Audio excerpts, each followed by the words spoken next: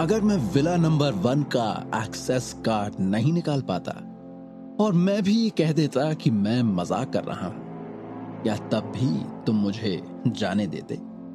उस अधेड़ उम्र के आदमी ने जिसने कार्तिक की बेइज्जती की थी, उसने अपने दांत पीस लिए। डर के मारे उसके चेहरे की मांसपेशियां कांप रही थी। उसका चेहरा पसीने से तरबतर हो चुका था। यदि कार्तिक एक्सेस कार्ड नहीं निकाल पाता तो वो सच में कार्तिक को ऐसे ही जाने नहीं देता, बल्कि उसे धक्के मार के वहां से निकलवा देता। कार्तिक व्यंग में मुस्कुराया और उसका चेहरा अचानक से ही बदल गया। उसके चेहरे पर रोष साफ दिख रहा था और फिर उसने कहा, मेरा वक्त बर्बाद मत करो। सच कहूं तो मेरा नेचर अब पहले जैसा इजी गोइंग बिल्कुल भी नहीं रहा। गार्ड्स ने देखा कि कार्तिक का इरादा हार मानने का नहीं था, इसलिए उन्होंने हस्तक्षेप करना ठीक नहीं समझा और कार्तिक को खुद इस मामले को निपटाने दिया। वे अच्छे निर्णय वाले लोग भी थे। वे जानते थे कि वे किन लोगों को ठेस पहुंचा सकते हैं और किन लोगों को वे ठेस पहुंचाने की हिम्मत भी नहीं कर सकते। बेशक वे शक्तिशाली लोगों को ही चुनेंगे। आखिर वे मार्वल गार्डन के लिए कई फायदे लेकर आए थे। माया ने चुपचाप कार्तिक को देखा, जिसने हार मानने से इनकार कर दिया। उसने महसूस किया कि कार्तिक वास्तव में बहुत बदल गया है। उसके साथ जो आज खड़ा था, वो अब वो कार्तिक नहीं था जो सहन कर सकता था। उस अधेड़ उम्र के व्यक्ति के पास अब पीछे हटने के लिए ना कोई जगह थी और ना ही मौका। लेकिन अगर वो कार्तिक के सामने घुटने टेक देता है तो वो भविष्य में मार्वल गार्डन में किसी को मुंह दिखाने लायक भी नहीं बचेगा। कार्तिक धीरे धीरे उस आदमी की ओर बढ़ा और कहा, क्योंकि तुम पहल नहीं कर रहे हो, मुझे तुम्हारी मदद करने में कोई आपत्ति नहीं है। कार्तिक ने अचानक अपने दाहिने पैर से उस आदमी को लात मारी। फिर उसने अपना पैर उठाया और अधेड़ व्यक्ति के कंधे पर जोर से दे मारा। आदमी ने अपने पैर मोड़ लिए और जमीन पर घुटने टेक दिए। जब उसका घुटना जमीन के संपर्क में आया तो उसने जोर से आवाज की। अधेड़ उम्र का आदमी दर्द से कर्राह उठा। कार्तिक ने अधेड़ उम्र के आदमी की चीख को नजरअंदाज कर दिया। उसने ठंडे से नीचे की ओर देखा। तुम अपनी मर्जी से घुटने टेक सकते थे, लेकिन अब तुमने मुझे एक चाल चलने और तुम्हें घुटने टेकने के लिए मजबूर कर दिया था। इतना कहने के बाद कार्तिक ने दरवाजे का कार्ड स्वाइप किया और शॉक माया के साथ मार्वल गार्डन में चला गया। उस अधेड़ उम्र के व्यक्ति की चीख कार्तिक के पीछे से आई, लेकिन उसने इसे नजरअंदाज कर दिया। वो अब पहले वाला कार्तिक बिल्कुल भी नहीं था। जो कोई भी उसे नाराज करेगा, उसे उसके इस दहला देने वाले रूप और उसके रोष को सहन करना ही होगा। उसने केवल उस व्यक्ति को घुटने टेकने के लिए कहा था। देखा जाए तो ये अपने आप में बहुत हल्की सजा थी। अगर वो मान लेता तो उसे वो सहन नहीं करना पड़ता जो उसने अब किया। विला नंबर 1 तक के रास्ते में माया चुप रही। उसने कार्तिक को गौर से देखा। क्या हुआ है? तुम मुझे इस तरह क्यों देख रही हो? कार्तिक ने माया की नजरों को भांप लिया और सहजता से पूछा।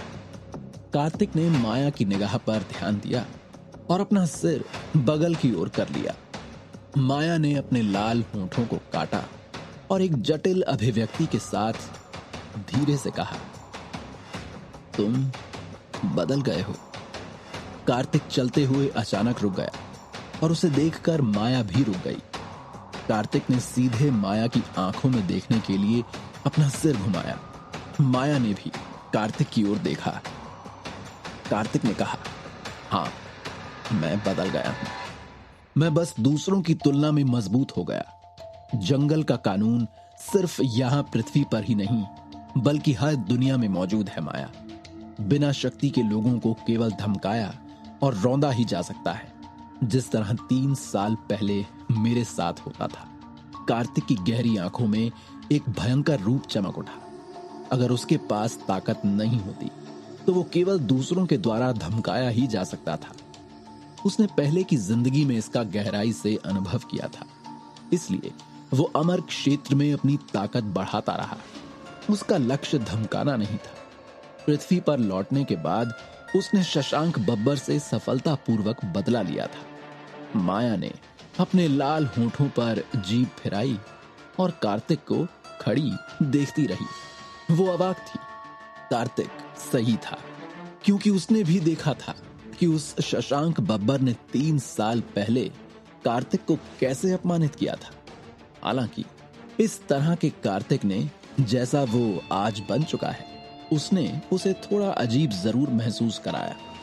कार्तिक पहले बहुत विनम्र था, लेकिन अब उसने एक तरह की गरिमा को अपना लिया था जिसकी अवहेलना नहीं की जा सकती थी। ये कॉन्ट्रास्ट बहुत बढ़िया भी था। ऐसा लग रहा था कि कार्तिक ने माया के चेहरे पर असामान्य अभिव्यक्ति देखी है। वो मुस्कुराया और कहा, तुम मुझसे डर तो नहीं रही हो, है ना? 3 साल पहले वो ऐसा नहीं था। वो वास्तव में चिंतित था कि माया उसे इस तरह नापसंद करने लगेगी। हालांकि उसके लिए वापस बदलना और 3 साल पहले वाला कार्तिक फिर बन जाना अब असंभव था। माया अपने लाल होठों को थपथपाते हुए बोली, तुम्हें क्या लगता है? ओह, कोई बात नहीं, मैं समझता हूं। कार्तिक मुस्कुराया। माया को कोई डर नहीं था। मैंने सोचा था कि मैं कितना शक्तिशाली हूं, यह देखकर तुम डर जाओगी। अब जब मैं प्यार करते वक्त तुम्हारे बट्स पर मारूंगा। कार्तिक ने चिढ़ाया। माया शर्मा गई और बोली, अच्छा मजाक करने लग गए हो तुम। मैं नहीं, तुम हो जो मुझसे डरते हो। कार्तिक हंसने लगा। उसे याद आया कि जब वे साथ होते थे तो माया कभी कभी बहुत डोमिनेंट हो जाती थी। उस समय उसने क्रोधित माया का विरोध करने की हिम्मत कभी नहीं की थी, इसलिए वो तुरंत उसकी बात मान जाया करता था। माया ने दुखी होकर अपनी आंखें घुमाई और अपनी ऊंची एड़ी के जूते पर थिरकी। फिर वो मैंशन नंबर 1 की ओर चल पड़ी। कार्तिक ने जो नहीं देखा वो ये था कि माया के होठों पर मुस्कान दिखाई दे रही थी। हालांकि कार्तिक बहुत बदल गया था, फिर भी वो उसके दिल में कार्तिक ही था। बात बस इतनी सी थी कि वो काफी परिपक्व हो गया था। कार्तिक को नहीं पता था कि माया क्या सोच रही थी, इसलिए वो जल्दी से उसके पीछे हो लिया। जब वे दोनों हवेली नंबर 1 पर पहुंचे तो उन्होंने दरवाजा खोला और अंदर चले गए।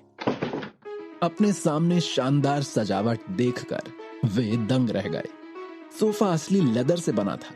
विला के पीछे एक सुंदर सा बैकयार्ड और एक स्विमिंग पूल भी था। बाहर की तरफ सफेद पेंट किया गया था। एक 2 मंजिला विला को एक कुलीन महल की तरह सजाया गया था। ये जगह बहुत साफ थी, इसलिए वे सीधे अपना बैग अंदर ले गए। विशाल लिविंग रूम में सुंदरता की भावना जोड़ते हुए क्रिस्टल झूमर हवा में ऊंचा लटका हुआ था। विभिन्न फर्नीचर स्टोरों का लेआउट बिना किसी अतिरिक्त स्थान के परिपूर्ण था। कोई आश्चर्य नहीं कि इतने सारे लोग हवेली नंबर 1 प्राप्त करना चाहते हैं। ये जगह वास्तव में बहुत अच्छी है। हमें यहाँ बिल्कुल वैसी जिंदगी मिलेगी जो किसी शहर के राजा को मिलती है। कार्तिक ने अपने होठों को सहलाया। हालांकि इस स्थान की तुलना उस अमर महल से नहीं की जा सकती थी जिसमें वो अमर क्षेत्र में रहता था। अमर महल वास्तव में शानदार था, जो बादलों के ऊपर गर्व से खड़ा था। कार्तिक, क्या तुम अब से यहीं रहने वाले हो? माया ने उत्साह से पूछा। वो वास्तव में कार्तिक को उनके छोटे से विला में वापस लाना चाहती थी। हालांकि वो जगह इस जगह जितनी अच्छी नहीं थी, लेकिन वो बहुत अधिक आरामदायक थी। वहां एक सुकून था जो माया को किसी राजा के महल में भी नहीं मिल सकता था। नहीं, मैं यहाँ केवल साधना करने के लिए हूँ। ऐसा होता है कि यहाँ की आध्यात्मिक ऊर्जा आपके मध्याह्न रेखा की रिकवरी को तेज कर सकती है, और मैं तुम्हारे लिए ठीक वैसा ही चाहता हूँ। तुम पहले अपना पूरा समय लो, साथ ही अपनी शक्ति को पुनः प्राप्त करने के लिए मेरे द्वारा रिफाइन की गई गोलियों का उपयोग करो। कार्तिक सोफे पर बैठ गया और धीरे से बोला। माया ने सिर हिलाया। उसका दिल खुशी से भर गया। हालांकि कार्तिक ने इसे जोर से नहीं कहा, लेकिन उसने हमेशा उसकी परवाह की थी। लेकिन स्पेस आर्ट को छोड़े हुए मुझे पूरे 3 साल हो चुके हैं। इसके अलावा मैंने अपनी सारी ऊर्जा जायसवाल ग्रुप में लगा दी है। माया ने आह भरी। कार्तिक ने लापरवाही से अपने होठों को घुमाया। उसके लिए यह कोई समस्या नहीं थी।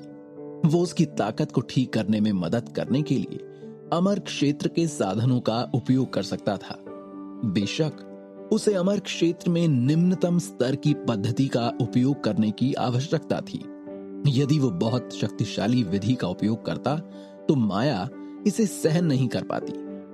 उसकी चिंता तुम मुझ पर छोड़ दो। जिस कारण से मैंने तुम्हें अपना साधना आधार पुनः प्राप्त करने दिया, वो ये है कि तुम्हें अपना क्रोध जायसवाल ग्रुप की मेन ब्रांच के सामने निकालने दिया जाए। कार्तिक ने माया को देखा। माया के परिवार को मेन ब्रांच द्वारा बहुत लंबे समय तक दबा दिया गया था। वो लोग सिर भी नहीं उठा पा रहे थे। ये सुनकर माया कांप उठी। क्या हमें मेन ब्रांच के साथ मौत की लड़ाई लड़ना होगी? माया झिझकी। कार्तिक ने गहरी आवाज में कहा, बिल्कुल सही समझा तुमने। क्योंकि जो अभी चल रहा है, अगर वैसे ही चलता रहा तो तुम्हारा परिवार देखते ही देखते मेन ब्रांच की कठपुतली बन जाएगा और तुम लोग फिर कभी नहीं उठ पाओगे। तो तुम्हें क्या पसंद है? कार्तिक ने चतुर निगाहों से उसकी ओर देखा। क्या तुम मेन ब्रांच द्वारा धमकाए जाना जारी रखना चाहती हो या वहां की सरपरस्त बनना चाहती हो? माया ने अपनी मुट्ठियां कसकर पकड़ ली। कुछ सेकंड के लिए झिझकने के बाद वो दृढ़ हो गई। मैं बस तुम पर विश्वास करना चाहती हूं। माया के हौले से स्तब्ध कर देने वाले जवाब ने कार्तिक को पागल कर दिया। हालांकि उसने जल्दी से एक संतुष्ट मुस्कान प्रकट की। कार्तिक माया का कड़ा जवाब पाकर मुस्कुराने के अलावा कुछ नहीं कर सका। माया ने उस पर विश्वास करना चुना, जो उसके लिए सबसे बड़ा आराम और समर्थन था। उस समय माया ने उसे नहीं चुना था। इस बार उसने बिना किसी हिचकिचाहट के उसे चुना।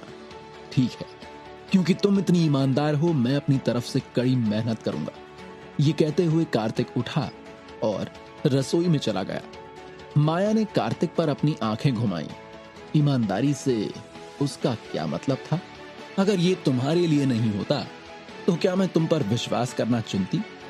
माया ने कार्तिक को रसोई में चीजों के साथ खिलवाड़ करते देखा, लेकिन एक बार भी ये नहीं पूछा कि वो क्या कर रहा है। वर्तमान कार्तिक शायद उसके लिए अतुलनीय था। अगर वो उसे पकड़ना चाहती थी तो उसे पहले अपने मेरिडियन को ठीक करने की जरूरत थी। माया ने कार्तिक की आकृति को देखा और उसे परेशान नहीं किया। वो लिविंग रूम में अपने फोन से खेल रही थी। उसके फोन की स्क्रीन में दरार आ गई थी। उसका फोन पार्किंग में शशांक और गुरु जयदेव के हमले के दौरान टूट गया था। मिकी, माथुर परिवार कल रात शाइनिंग स्टार होटल में एक डिनर रखने वाला है। वो पुणे शहर के सभी क्षेत्रों से बड़े शॉट्स को बुला रहे हैं और उनमें वो मेडिकल फील्ड के दिग्गज डॉक्टर पंकज सचदेवा को भी आमंत्रित करेंगे। वो एक बहुत बड़े विशेषज्ञ हैं। हम उनसे एक बार पहले मिल चुके हैं। याद रखो, तुम्हें इस अवसर का लाभ उठाना चाहिए। माया ने अपने फोन पर उसकी मॉम यामिनी ने उसे जो मैसेज भेजा था उसे देखा। मैसेज देखकर माया के होश उड़ गए। हालांकि उसके परिवार को एक इनविटेशन कार्ड मिला था, लेकिन वे सभी उस समय पुणे शहर के प्रसिद्ध व्यापारिक परिवार थे। उनका जायसवाल परिवार थोड़ा अलग था, क्योंकि उस पार्टी में जायसवाल परिवार अस्तित्व का निम्नतम स्तर हो सकता है। अगर उसके मॉम डैड ने उन परिवारों को खुश करने की कोशिश की जो वहां पार्टी में जायसवाल परिवार से ज्यादा मजबूत होंगे, तो उन्हें शर्म आ जाएगी। इतने में उसे एक और मैसेज मिला। मेन ब्रांच के लोग कल आ रहे हैं, वे हमें अंदर लेकर जाएंगे। मेन ब्रांच के बारे में सोचते ही माया गुस्से में आ गई। मेन ब्रांच ने वास्तव में उसके परिवार को बहुत लंबे समय तक धमकाया था। माया पर भी मेन ब्रांच का कोई अच्छा प्रभाव नहीं पड़ा था। जब से वो छोटी थी तब से उसे मेन ब्रांच से कभी कोई सपोर्ट नहीं मिला था। इसके विपरीत उसके माता पिता और दादा ने हमेशा इस बात पर जोर दिया था कि वे जायसवाल परिवार से हैं और उन्हें एक दिन मेन ब्रांच में लौटने की उम्मीद थी। माया को अपने मॉम डैड और दादाजी की लंबे समय से पोषित मेन ब्रांच में सिर ऊंचा करके लौटने की इच्छा के लिए थोड़ा दुखी महसूस हुआ। उन्होंने जायसवाल परिवार की कभी परवाह नहीं की थी।